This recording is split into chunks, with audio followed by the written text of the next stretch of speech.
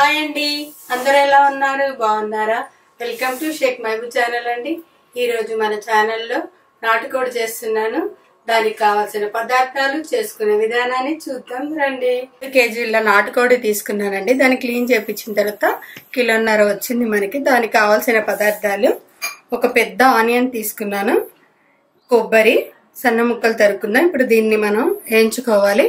దానికి కలిపి మనం గసగసాల ఒక 2 స్పూన్స్ తీసుకున్నాను, 2 పెద్ద టమాటా, 2 పచ్చిమిరపకాయలు, అల్లం వెల్లుల్లి పేస్ట్ అండి మనం ఒక పెద్ద స్పూన్ తీసేసుకున్నాను, గరం మసాలా, కారం, పసుపు, ఉప్పు, కొత్తిమీర. ఇప్పుడు మనం తయారు చేసుకునే విధానాన్ని చూద్దాం. ఈలోపు మనం కొబ్బరి గసగసాలు వేయించుకొని పేస్ట్ చేసుకుందాం.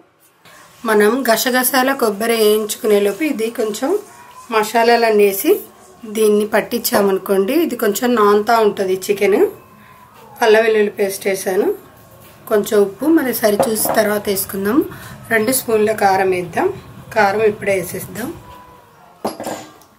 1 స్పూన్ పసుపు. మసాలాల మొత్తం ఈ కోడికి పట్టించేద్దామండి. ఇది 10 నిమిషాల తర్వాత దీన్ని మనం వండుదాము. ఈలోపు మనం కొబ్బరి గసాలని వేయించుకోవడానికి ఇప్పుడు చూడండి మనకి మసాలాలన్నీ ఇలా పట్టించేసి ఒక 10 నిమిషాలు పక్కకు పెట్టేద్దాం. మనం ఇప్పుడు స్టవ్ ముట్టేసుకుందామండి. ప్యాన్ పెట్టేసాను కదా, కొంచెం వేడెక్కాక ఇవి వేద్దాం.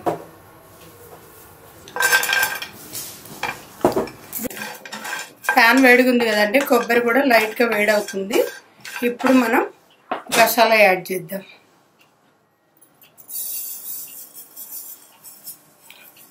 ఒక పెద్ద స్పూన్ తీసుకున్నాను గసాలా. ఇది కూడా కొంచెం చిట్పట అనేటట్టు, మరీ వేయించక్కర్లేదు, లైట్గా వేడైతే సరిపోతుంది.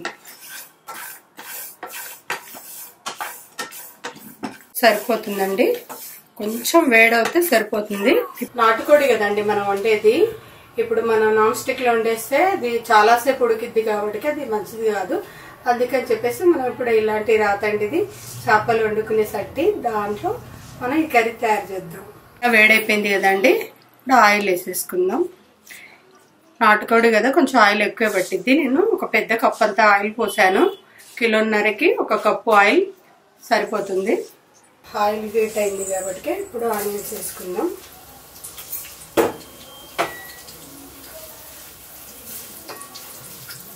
ఇలా కొంచెం సేపు మగ్గిన తర్వాత మనం దీంట్లో చికెన్ యాడ్ చేద్దాం.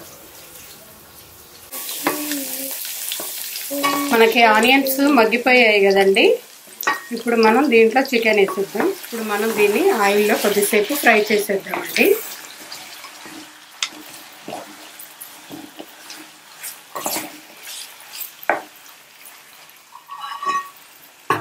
మూత పెట్టేసుకుందాం.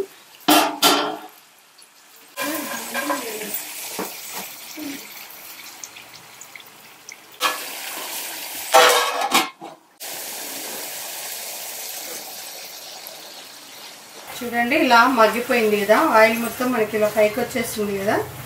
ఇప్పుడు దీంట్లో మనం కొబ్బరి అన్న గసాలా నూరుకున్నాం కదా, ఆ పేస్ట్ యాడ్ చేద్దాం. టమాటాలు, ఇది కూడా కొద్దిసేపు మొత్తం మనం కలుపుకొని ఒక 5 నిమిషాలు మళ్ళీ మగ్గిద్దాం. ఆ తర్వాత మనం దీంట్లో వాటర్ పోద్దాం.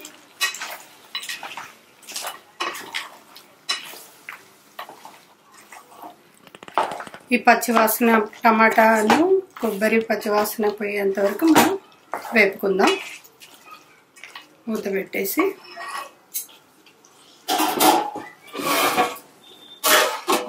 చూడండి మనది మసాలా మొత్తం మగ్గిపోయింది కదా.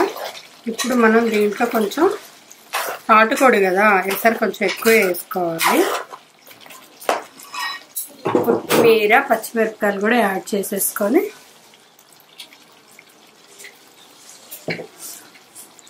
ఒక పెద్ద కట్ట కొత్తిమీర. ఇప్పుడు మనం కొంచెం ఉప్పు చూసుకుందామండి, చూసుకొని అప్పుడు ఏమైనా పట్టిద్దాము యాడ్ చేద్దాం. ఉప్పు కొంచెం తక్కువ ఉంది మనకి, ఉప్పు ఇంకొంచెం పట్టిద్ది. మొత్తం మనకి 1.5 కిలోకి 1.5 స్పూన్ ఉప్పు పట్టింది, 2 స్పూన్ల కారం పట్టింది. ఓకే, కొంచెం ఇప్పుడు పెసరేసుకుందాం.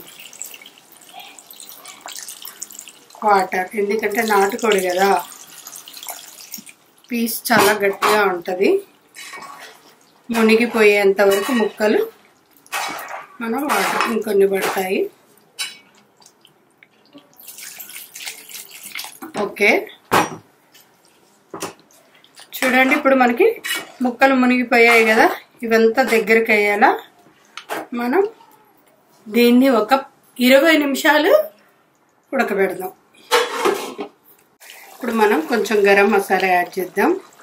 చూడండి మనం ఇందాక ఎంత వాటర్ పోసామో మొత్తం గుంజుకుపోయింది, దగ్గర పడిపోయింది. చూడండి మన ముక్క కూడా మెత్తగా అయిపోయింది. ఈ మాత్రం మనకి గ్రేవీ ఉండాలి, నాటుకోడి కదా.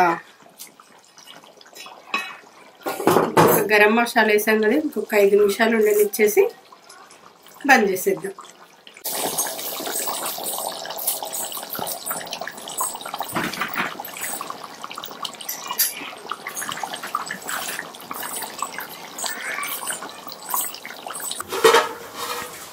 చూడండి ఆయిల్ మొత్తం ఇలా పైకి వచ్చేసింది కదా, మన కర్రీ రెడీ అయిపోయింది. ఇప్పుడు నేను స్టవ్ ఆఫ్ చేసుకున్నాను. చాలా అంటే చాలా బాగుంది. కొంచెం తిన్నాక దీని గురించి చెప్తా.